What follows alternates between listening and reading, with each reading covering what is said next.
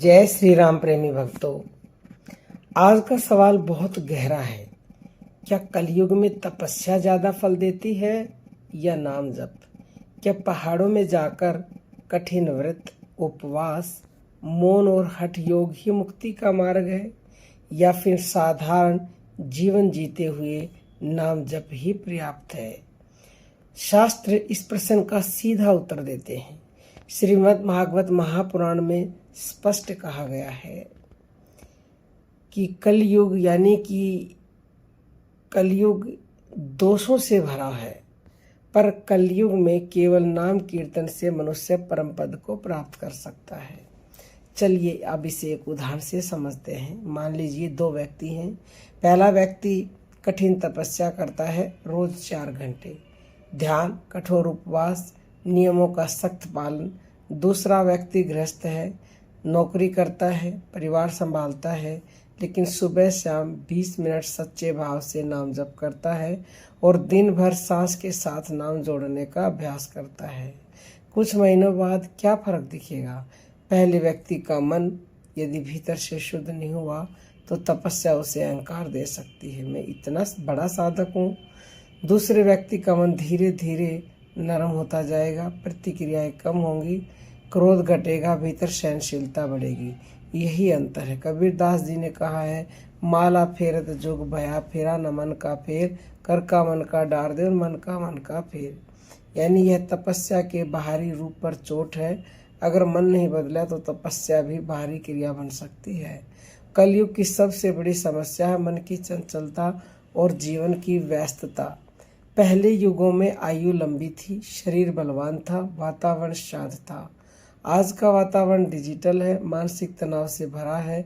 ऐसे में कठिन तपस्या हर किसी के बस की बात नहीं। तुलसीदास जी ने रामचरितमानस में साफ साफ लिखा है, कलयुग केवल नाम आधारा, सुमर सुमर नर उतर ही पारा। यह वाक्य बहुत गहरा। इसका अर्थ यानी कि तपस्या व्यर्थ है, बल्कि यह है कि इस युग में नाम जप सबसे सुलभ और सुरक्षित मार्ग है। अब एक उदाहरण से समझने का प्रयास करते हैं। एक व्यक्ति ने निश्चय किया कि वह 21 दिन कठोर उपवास करेगा। 5वें दिन ही उसका मन चिड़चिड़ा हो गया, घर वालों से बहस होने लगी। दूसरी ओर एक महिला ने निश्चय किया कि वह 21 दिन रोज 15 मिनट नाम जपेगी और एक दिन भर प्रतिक्रिया से पहले एक सांस लेगी। 21 दिन बाद उसका स्वभाव बदल गया, गुस्सा आधा हो गया, नींद सुधर गई, मन हल्का हो गया। तो प्रश्न यह है, कौन सा मार्ग फलदायी है? फल वही है जो जीवन में परिवर्तन लाए। तपस्या आग की तरह है, सही पात्र में हो तो सोना बना दे, गलत पात्र में हो तो जला दे। नाम जप जल की तरह है, धीरे धीरे बहता है पर भीतर की गंदगी को साफ करता है। कलयुग में हमारी कमजोरी है अस्थिरता, और नाम जप उसी अस्थिर मन को सहारा देता है। जब आप सांस के साथ नाम जोड़ते हैं, अंदर राम बाहर राम, तो मन को एक आधार मिलता है। तपस्या में आप मन को दबाते हैं, नाम जप में आप मन को दिशा देते हैं। और याद रखिए, दबाया हुआ मन कभी भी फट सकता है, लेकिन दिशा दिया हुआ मन शांत हो जाता है। अंत में ये निष्कर्ष निकलता है कि कलयुग में तपस्या गलत नहीं पर कठिन है। नाम जप सरल है, सुरक्षित है और निरंतर किया जा सकता है। अगर आप गृहस्थ हैं, व्यस्त हैं, मन चंचल है तो नाम जप आपका मार्ग है। अगर आप अत्यंत संयमी हैं और भीतर से अस्थिर हैं तो तपस्या भी सहायक हो सकती है।